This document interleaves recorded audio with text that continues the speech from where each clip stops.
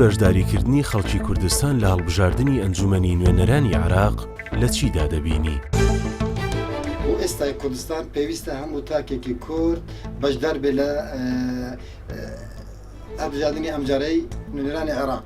بۆیە زۆر گرنگە ئێمە باشداربوویەکی کارامان هەبێ بۆ ئەوەی دەنگی زیاتر و نوێنەری زیاتر بنێرین بۆ ئەنجومەنی نوێنەرانی عێراق. دوام ئەو کاندە بەڕێزانەکە خۆیان مڕەشەح کردووە بۆ ئەنجومەنی نوێنەرانی عێراق دەبێت زۆر لە ئاست ئەم بەرپرسیارەتەی ئێستای کوردستان بن. هەلومەرجی ئێستای کوردستان پێویستی بە کاندیدی لێهاتوو کارامە و کاریزمایە.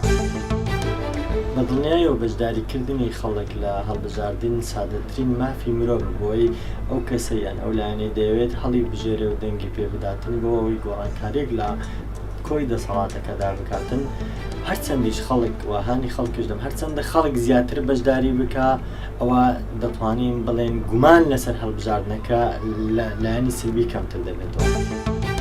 بەشداریکردنی ئەمجارەی کورد لە هەڵبژاردنەکانی پەرلەمانی عێراق گرنگێکی تایبەتی خۆی هەیە بە تایبەتی لەم کاتەدا و بە تایبەتی لە دوای ڕووداوەکانی 16 ئۆکتۆبەر چەند پێگەی کورد لە بەغدا بەهێزتربی بۆ کورد باشتر بە تایبەتی لەم کاتەدا کە ماڵی شیعەت تەبانینە بۆیە کورد دەبێت بە هێزێکی زۆرەوە بچێتە پەرلەمانی عێراق. بۆیە بەشدارکردنی هاوڵاتیان لە پەرلەمانی لە هەڵبژاردنەکانی پەرلەمانی عێراق ئەمجارە زۆر گرنگە. داواکارم لە هاوڵاتیانی هەرێمی کوردستان واز لە ئینتیمای حزبی بێنن بە ڕوحێکی نەتەوەییەوە بە ڕوحێکی کوردایەتیەوە بچن بۆ سەر سندوقەکانی هەڵبژاردن.